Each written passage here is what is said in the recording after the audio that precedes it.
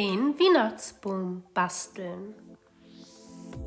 Das brauchst du ein Ruhe Klopapier, ein Scher, ein Tacke, Grünfarbe und ein Pinsel, ein bisschen Glitterkram und Kleber.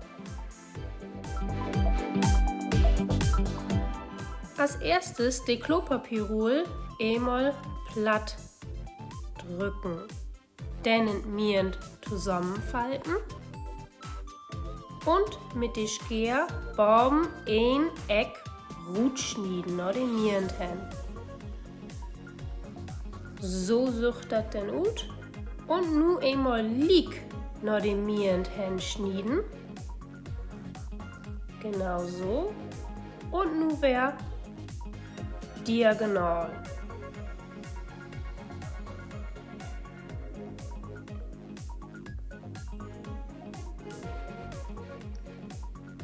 Unten an den Falten und mit der Tacke einmal Gasbogen und einmal drunter zusammentacken.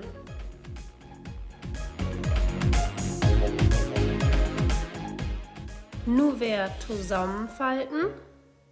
Wenn man macht, das Gase noch ein bisschen runde Borben schneiden.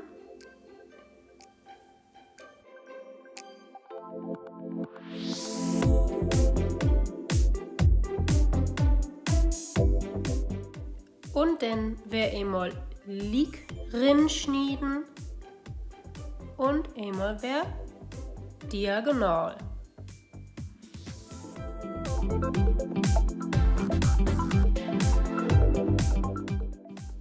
Unten an Klappen und nochmal wär tacken.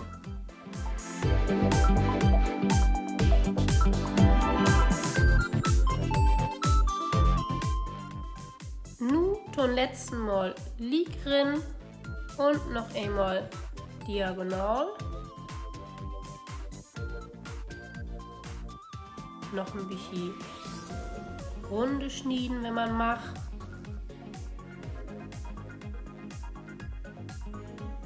Unten an den Klappen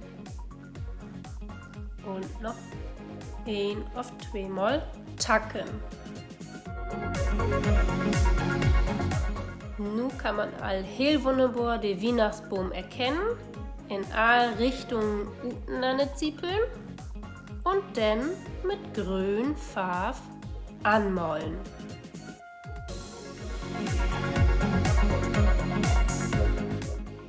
Ton Schluss, so als man das gern macht, mit Glitterkram bekleben.